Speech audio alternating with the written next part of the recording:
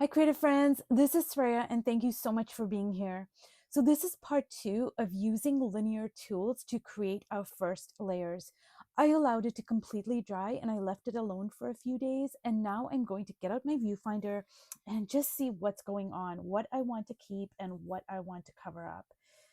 So, right off the bat, I really am loving all this black and white graphic quality of the collage, the paint in ink, and the dictionary pages with the text. I'm just loving these areas.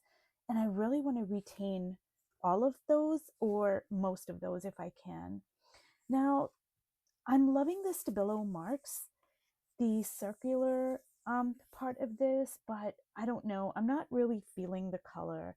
I do love this greenish yellow um, over here, but I'm really not liking the colors that are on the page. Like, usually I really love this kind of a cooler pink, but I don't know. I'm not really feeling it. So, I've put some paints off to the side here on my palette. I have this Cad Red Light over here, and this is a Prussian blue. It looks like it's black, but it's not. It's actually a really beautiful, rich blue. And I was just experimenting with some greens over here. So I used Prussian blue and I mixed it up with a yellow just to kind of see what kind of green I could get. And I think what I am going to do is, oh, and I also have like this paint over here. I call this a cerise color, and it's kind of like a very cool pink. So it leans more towards the blues. And I don't know what color I am going to put right off the bat. So let me see here. I think I'm just gonna go with an orange mixed with this pink and see how that kind of works out. Now, before I forget, I was asked a question about how I clean my brushes. Do I clean my brushes? What do I do every time I do a painting session? And so I just wanted to address that before I move on to the painting here. So I use this particular brush cleaner. It's called the Masters, and it is a brush cleaner and preserver. Now, what I do is I clean out my brushes at the end of each day. And when I have a painting session, say like this, for say a half an hour, or whatever it may be, I have pots of water off to the side and I'll put my brushes into the pots of water just so that, the paints and glue, etc., doesn't harden the bristles. And then at the end of each day, I will use this brush cleaner. I clean them out very well and I lay them out to dry. And that's really not ideal. The proper way to clean your brushes is after each time you use them, you should clean them out completely. So I am working towards doing that, but I'm not there yet. So this is a brush cleaner that I use, and all you do is you wet your brushes and you just kind of like get a little bit of this into onto your bristles, and then you just use your fingers very gently and kind of get all the paint out. And you can do it 2 or 3 times if you need to, and then rinse them out completely. I pat them dry. I have a special towel for doing that, and then I just allow them to dry completely. And honestly, I never used to take care of my brushes properly, but when I went to Oaxaca on an art retreat with Connie Solera, she talked about how our brushes are really sacred tools. And um, you know, um, I totally understood what she was saying, because our brushes are an extension of our creativity, and they are instruments that translate our vision, our voice, our ideas onto whatever substrate we are using. And when we treat our tools with care, they respond by doing what we need them to do. So I am working towards cleaning my brushes out after every session, but I am not there yet. So I just wanted to let you guys know that. And I'm sure there are a lot of different brush cleaners. That's just the one I started using back, 25 plus years ago when I first started painting, and I just kind of stuck with it.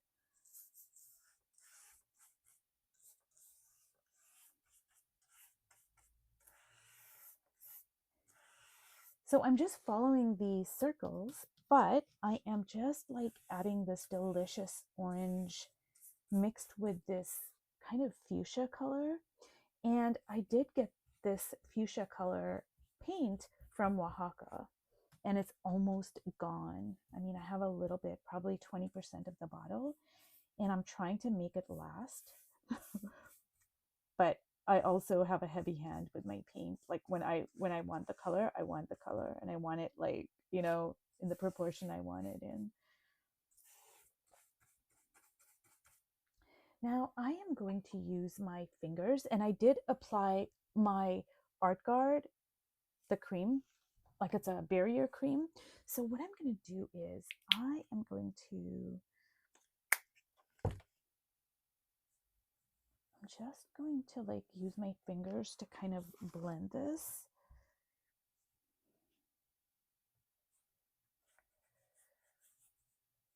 And as you can see, I'm still following the circles.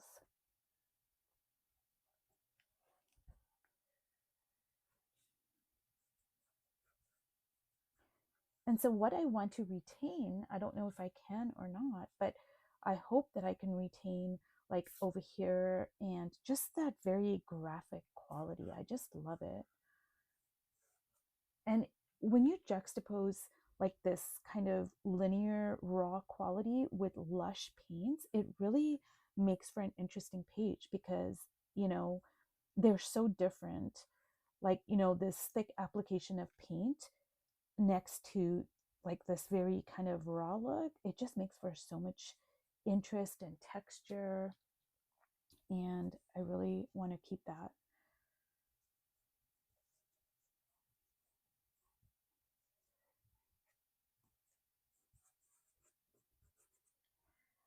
So now I'm going to bring in some of this Prussian blue here. And see, it is a really delicious blue.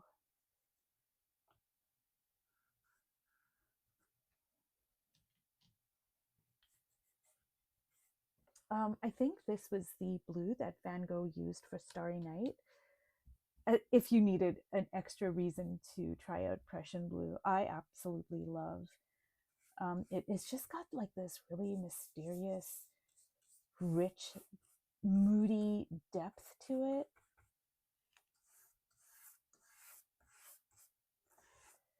So I'm just kind of like following the circles here.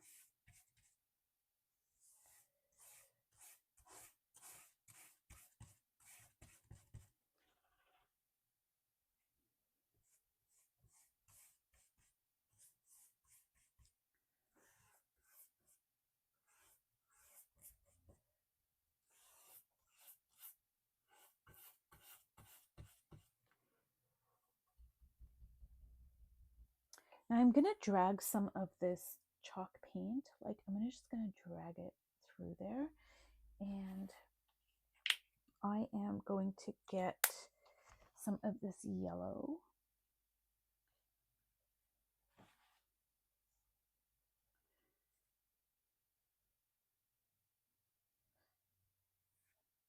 I'm really loving this like thick application here.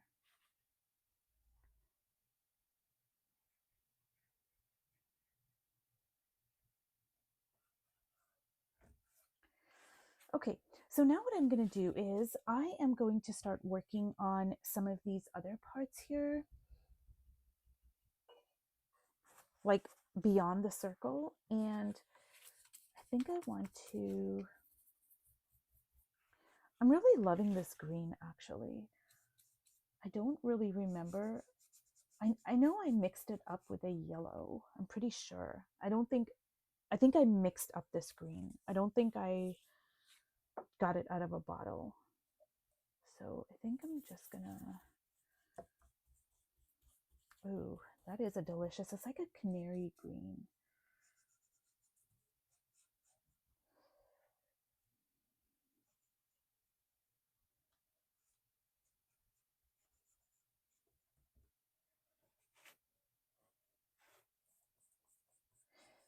So I just wanted to thank you guys for all the really wonderful comments. They're so supportive and informative and detailed and kind. And I really appreciate you guys taking the time to watch my videos, to leave a comment.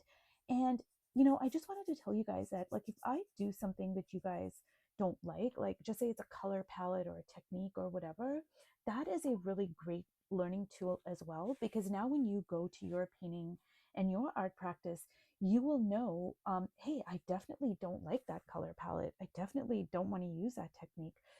And so I just think that, even when we don't like stuff, it can really help inform us about our own visual voice, and it can strengthen, it'll just strengthen your visual language, because now you'll know, like, hey, I definitely don't like that, or maybe I can tweak it a little bit. And I don't like it like that, but maybe if I do it a little bit differently in another way, maybe that might be, maybe that might work. So, I just, this is a collaborative experience. And I just want to thank you guys for watching and for being here. It really means the world to me, and I'm so grateful. So, thank you so much for showing up.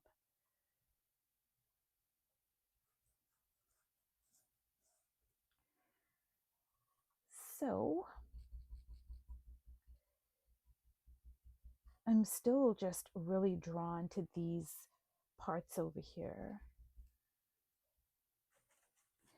Now, what I'm going to do is, I think I am just going to add some yellow to the mix and just kind of brighten it up a little bit.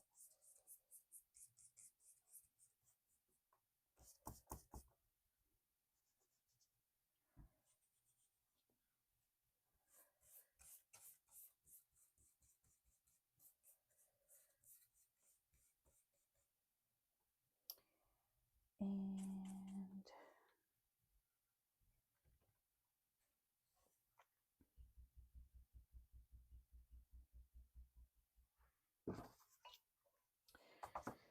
so honestly, you guys, the best part about this that I'm really loving are the graphic qualities over here. Now, I do love all the swirls. I'm really digging that, but I'm really not feeling the colors. Um, Something seems very off with the colors, and I don't quite know, because this is still wet, and if I start adding a whole bunch of colors to it, it's going to turn into it might turn into a big mess in a bad way. There's good messes and there's bad messes. So I think what I'm going to do is I'm just going to add some of this burnt sienna ink over here, because I just want to kind of like age it, and that's really good to give it this really kind of like old paper quality, I guess. See, it just like really, like, it just makes it look so old and aged. I love that.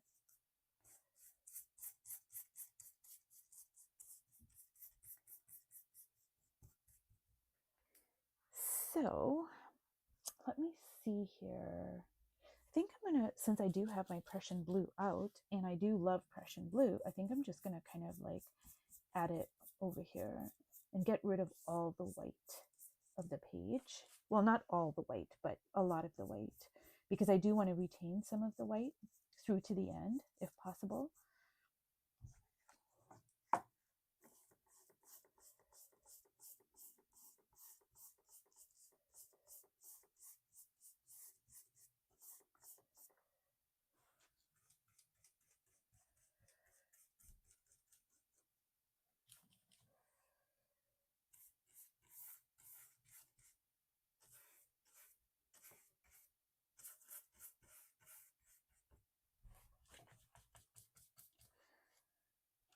So I am really just loving this Prussian blue over here. It's just giving so much depth and dimension to the background and to the page. I'm really loving it.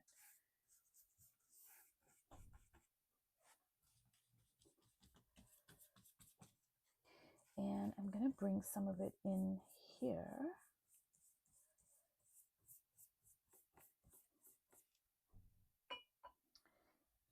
And just kind of like use my fingers to just like mix it all up.